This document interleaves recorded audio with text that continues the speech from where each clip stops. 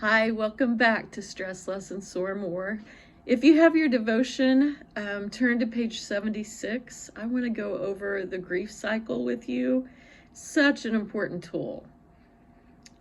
If you become familiar with it, it can help you with your own losses and grief cycle. You can also be a support for other people.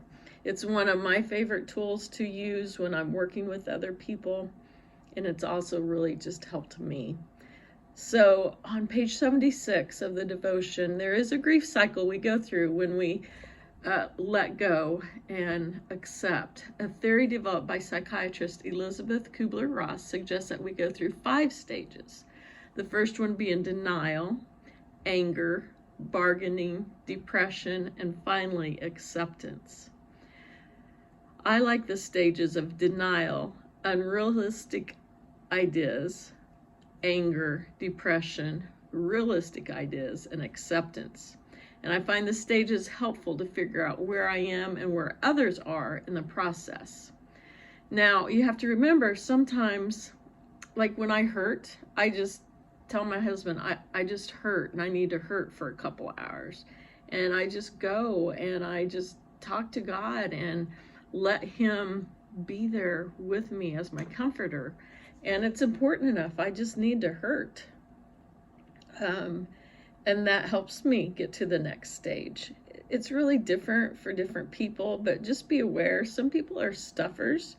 I know this well because it used to be my method, I think. And I would just stuff it down so I didn't have to really deal with it. And praise the Lord, I've really gotten better at bringing my issues to God and knowing it's safe to have those feelings with God.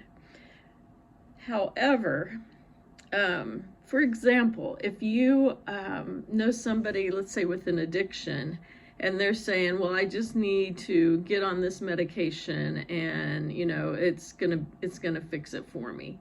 They're obviously in the second stage, going between the second stage and the first stage of denial and unrealistic ideas on how to fix it or how to make it better. They're not really in reality of how much work and what a type of plan it's going to take for them to have victory over that addiction. And it's going to take more than just medication. So we do that. I don't know if you've ever tried to diet or get in better shape, but you think, oh man, if I could just do this. And then like, say 2 weeks later, you're like, haven't seen the results, and then you give up. So you were kind of in that unrealistic section of what it's going to take to really address that issue.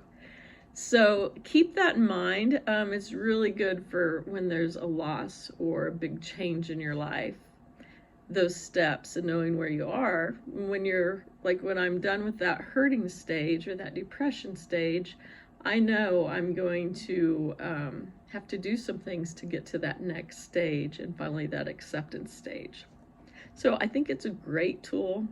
Like I said, I use it. It's one of my go-tos when I work with other people. But yeah, it's okay to feel. It's healthy to feel and to go to God with your hurts and your concerns, and don't walk it alone. Go to God, call a friend, let them know that you need to lean in on God and their friendship. And I will follow this activity with a story in the book. If you have my devotion, I love stories, so it'll show kind of the difference between getting to that acceptance stage and really clinging to what we think is best. So I look forward to sharing that story with you. Thank you.